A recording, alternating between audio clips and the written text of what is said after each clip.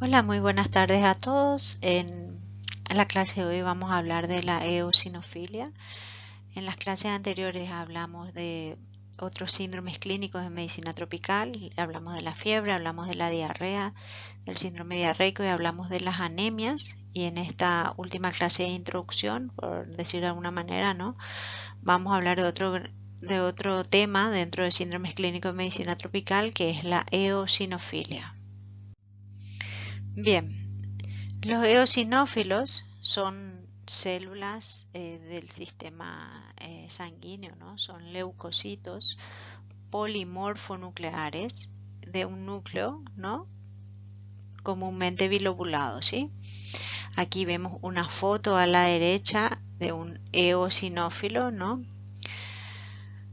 Células de la línea blanca de los leucocitos dentro de la clasificación de los polimorfonucleares y con un núcleo que es generalmente bilobulado. Tanto los eosinófilos como los neutrófilos comparten de forma similar la presencia, ¿no?, de abundantes lisosomas, ¿sí?, constituyentes lisosómicos. Tienen también una capacidad fagocítica y comparten también como característica bioquímica un metabolismo oxidativo. Se diferencian del resto de los leucocitos, que son también polimorfonucleares, porque tienen una gran tinción que generalmente es con una sustancia que se denomina giemsa, una técnica que se denomina giemsa, y aquí se ven las granulaciones específicas que están dentro de su citoplasma y que son de este color medio anaranjado rosado. Bien, los eosinófilos, la proporción de eosinófilos en sangre periférica no es constante y guarda relación con varios factores, entre ellos la edad, el sexo y también hay un ritmo circadiano. En los recién nacidos, por ejemplo, el recuento de eosinófilos es superior a los observados en el resto de los grupos de edad. Y en los adultos es superior que en la mujer que en el hombre, sobre todo en la primera fase del ciclo menstrual y también durante el embarazo, ¿no? Entonces la proporción de eosinófilos no es constante y tiene relación con varios de estos factores que estamos comentando.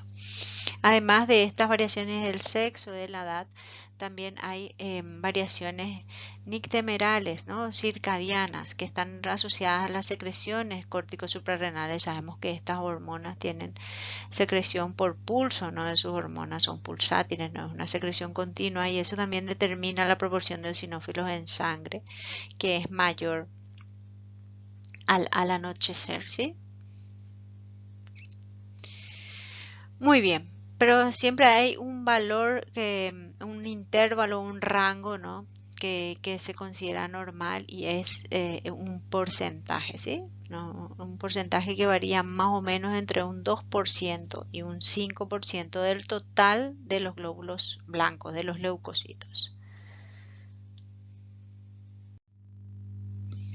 Bien, ¿qué podemos decir en relación al proceso de formación de estos eosinófilos? La producción de los eosinófilos parece ser regulada por los linfocitos T a través de la secreción de unos factores de crecimiento hematopoyético, ¿sí? Hay un factor estimulante de la colonia de granulocitos macrófagos. También participan las interleucinas, sobre todo la interleucina 5 y la interleucina 3 en el proceso de producción de los eosinófilos. El factor estimulante de colonia granulocitos macrófagos y la interleucina 3 también aumenta la producción de otras células de la línea mieloide, pero la interleucina 5 incrementa exclusivamente la producción de los eosinófilos.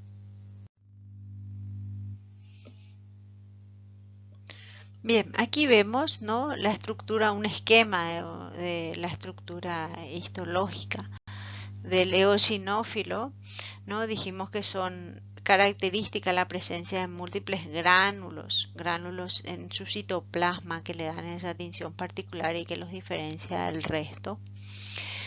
Y esos gránulos pues tienen unas sustancias muy interesantes que tienen relación con la función que cumplen estas células, con la función que cumplen estos eosinófilos, ¿sí? Por ejemplo, contienen en sus gránulos una proteína mayor básica, contienen una proteína que se denomina proteína catiónica del eosinófilo, contienen unas enzimas que son las peroxidasas, contienen unas sustancias que se denominan neurotoxina derivada del eosinófilo. Y sobre todo es importante que expresan receptores que le permiten interactuar con múltiples citoquinas. Bien, ¿qué más podemos decir de los eosinófilos? Expresan un receptor específico, quimiotáctico, que responde a una sustancia específica, una quimioxina específica que se denomina la eotaxina. Los gránulos de los eosinófilos también tienen esa enzima que es la peroxidasa eosinofílica, que es muy útil en la catalización de la oxidación de muchas sustancias mediante el peróxido de hidrógeno y que de esa manera, ¿no?, facilita la destrucción de los microorganismos. Otras sustancias que existen en los eosinófilos son proteínas catiónicas, algunas de las cuales se unen a la heparina y reducen su actividad anticoagulante. Habíamos hablado también de que en uno de esos gránulos había una neurotoxina derivada de eosinófilos y la proteína catiónica del eosinófilo, que en realidad son ribonucleasas, ¿sí? Destruyen el ácido ribonucleico y que pueden destruir el virus sincitial respiratorio, ¿sí? Tienen su función aquí en la defensa de los virus, específicamente en este caso. El citoplasma de los eosinófilos tiene también una proteína que se denomina proteína del cristal de Charcot-Leyden. Es un cristal que se describió por primera vez en una patología que es la leucemia y también en el esputo de pacientes con asma, y que en realidad lo que representa es una lisofosfolipasa cuya función podría ser la reducción de la toxicidad de ciertos lisofosfolípidos.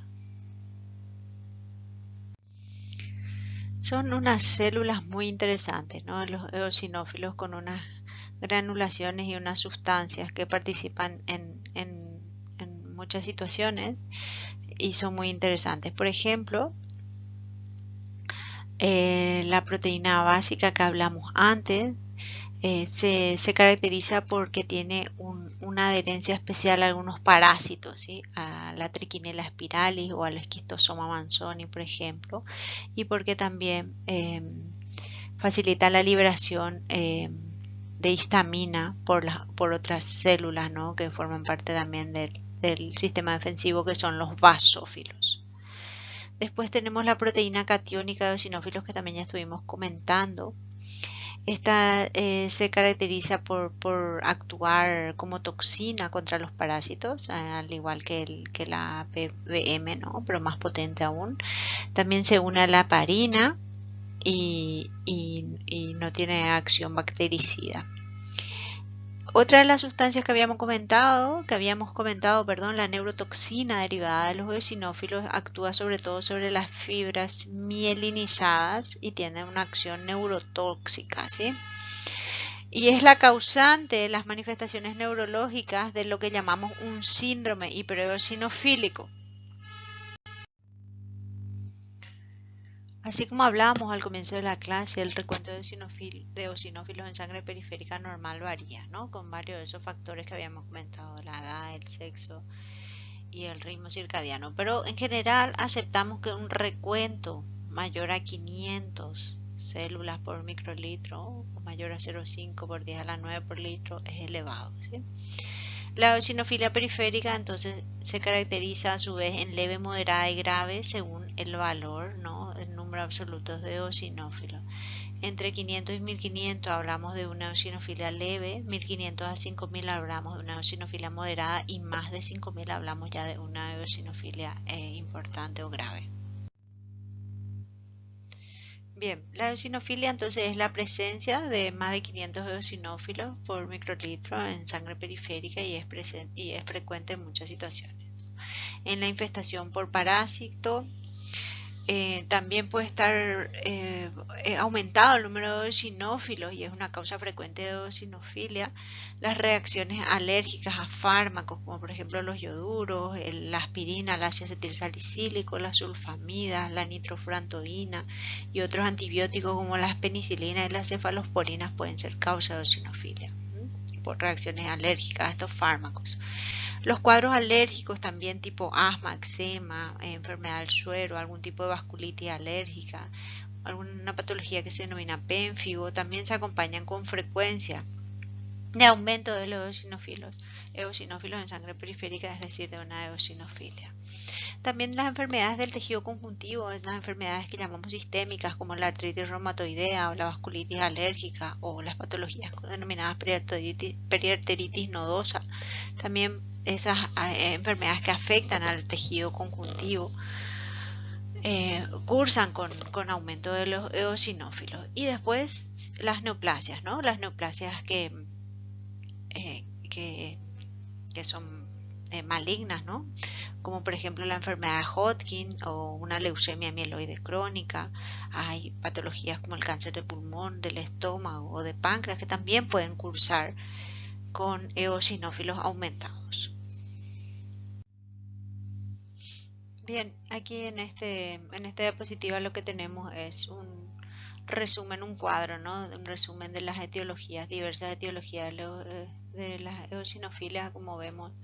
Pues aquí tenemos un amplio diagnóstico diferencial, algunas de las que ya citamos, como las reacciones alérgicas, fármacos que pueden ser antibióticos, AINES, cualquier tipo de fármaco prácticamente, las neoplasias, linfomas, adenocarcinomas, carcinomas de pulmón, las parasitosis, que son temas que nos van a ocupar en este semestre, los estrongiloides, anisakis, fasciola, tenia, triquinela, todo eso son causas de aumento de los eosinófilos. Y después otras causas como endocrino-metabólicas, insuficiencia suprarrenal o otras causas menos frecuentes, y las enfermedades inmunológicas que no son alérgicas, que algunas de ellas citamos ya en la diapositiva anterior. Vemos que el diagnóstico entonces es amplio cuando tenemos un paciente, ¿no?, con eosinofilia. Como siempre en todas las patologías que veamos, pues les voy a recalcar de que el paciente es un todo, no es un módulo. Entonces hay que hacer un interrogatorio completo y tener presente todo el abanico de posibilidades. ¿Cuál es la interacción que hay entre los eosinófilos y las infecciones parasitarias, ¿no? Se ha demostrado que hay un control inmunológico en la producción de los eosinófilos. En las infecciones parasitarias es dependiente de las células de los linfocitos de tipo T y también de ciertos factores que denominamos eosinofilotácticos, ¿sí? Es decir, que atraen a los eosinófilos, ¿sí? Entre ellos los que ya habíamos citado, la interleucina 5 es muy específica, la interleucina 3 también,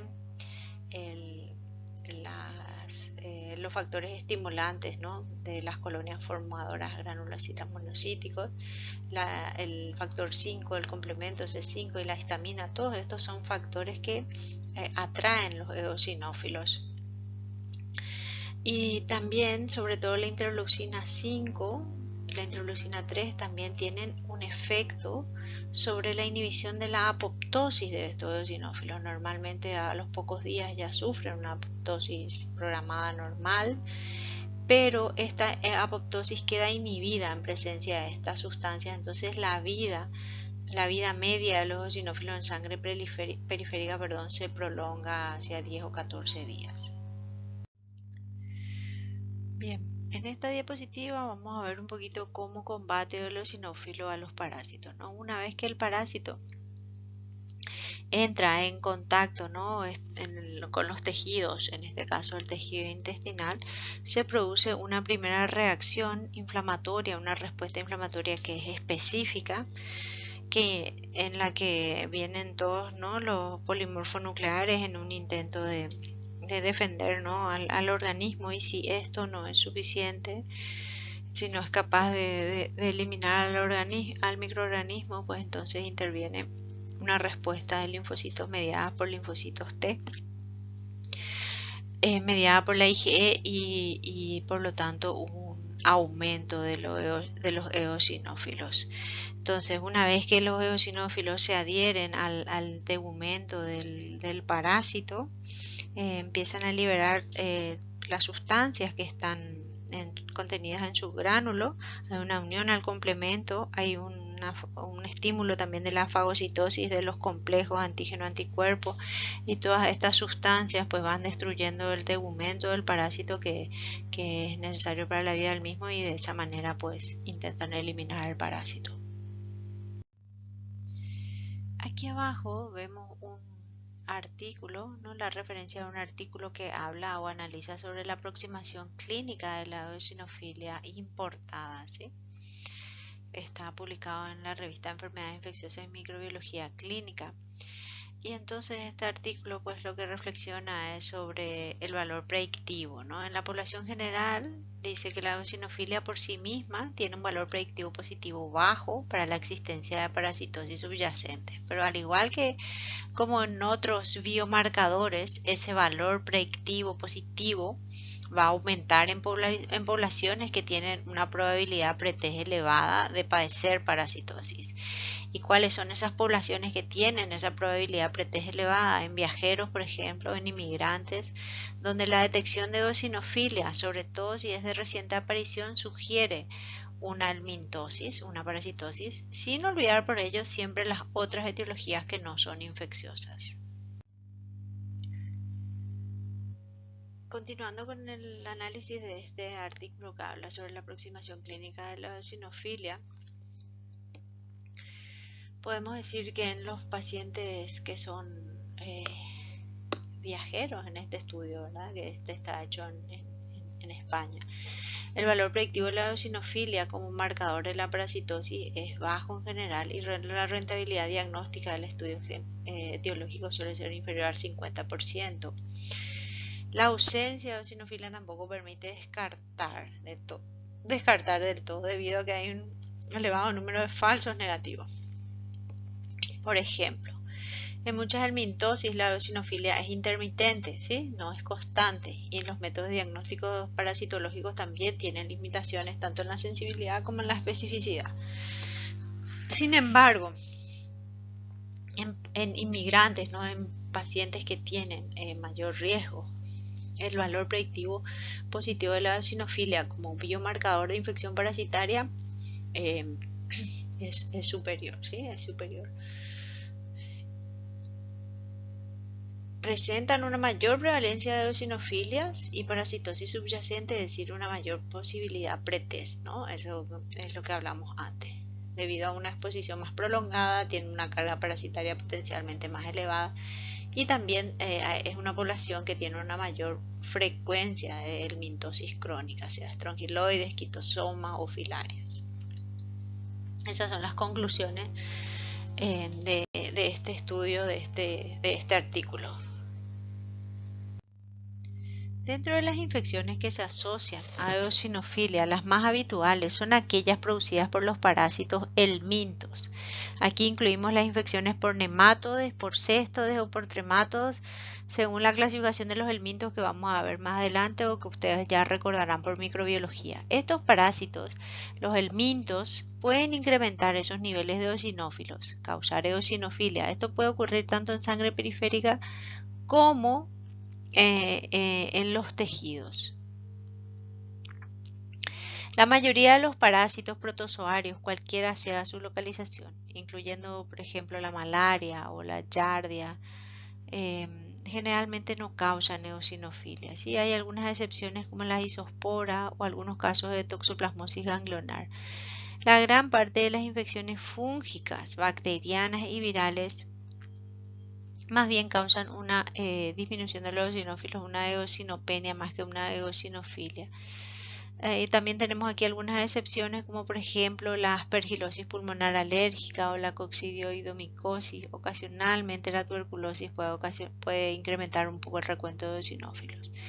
Las infecciones parasitarias, que son las causas más frecuentes, las helmínticas, como dijimos antes, activan los linfocitos T helper de tipo TH, lo que lleva a la producción de la interleucina 5, sobre todo es la más específica, también las otras que comentamos, pero esta, la interleucina 5, recordar, estímulo predominante para la eosinofilopoiesis, ¿sí?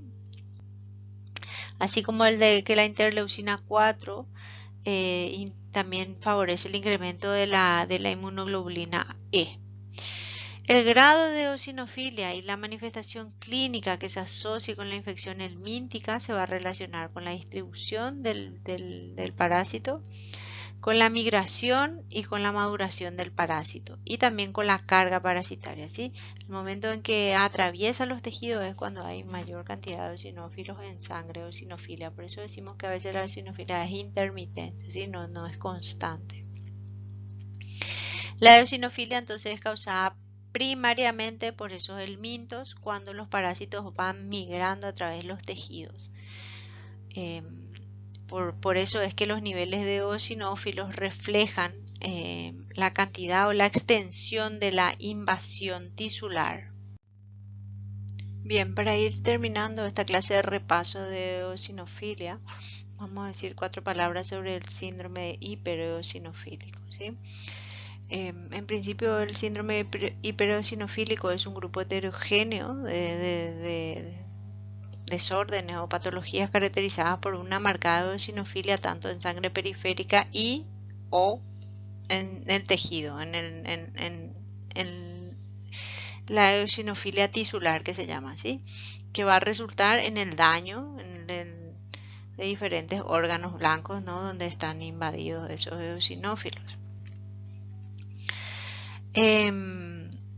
Esta hipereosinofilia puede ser reactiva, ¿no? A alguna de estas infecciones parasitarias, por ejemplo, ¿no? Cuando hay una alta carga parasitaria, una alta invasión tisular por el parásito y cuando es prolongado, pues podemos estar frente a un síndrome hipereosinofílico y también hay otras hipereosinofílicas que son clonales o son problemas hematológicos que no son reactivas, son llamadas idiopáticas.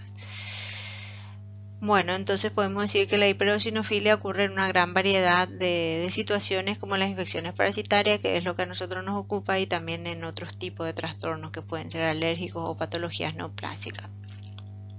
La causa más frecuente de eosinofilia a nivel mundial son las infecciones helmínticas en los países en vías de desarrollo y en los países desarrollados los trastornos alérgicos. Independientemente de la causa, en ciertas circunstancias, esos eosinófilos producen daño en varios órganos como consecuencia de su activación, el desarrollo de los eventos trombóticos que pueden causar, la liberación del contenido de sus gránulos, ¿no? Que son enzimas, que son factores inflamatorios y también el depósito de esas proteínas eosinofílicas. Todo eso va a causar, ¿no? Una serie de clínicas compatibles con el daño del tejido o el daño tisular. Aquí les dejo pues algunos apuntes en relación a los artículos utilizados, ¿no? Como bibliografía para la realización de este resumen y pueden acceder a ello si quieren ampliar el tema. Bueno, una vez más, gracias a todos por la atención y nos vemos en la próxima clase. Cualquier duda que surja, tienen también la dirección de correo para escribirme o si no, en la próxima clase lo comentamos de manera sincrónica. Que estén bien, buen fin de semana.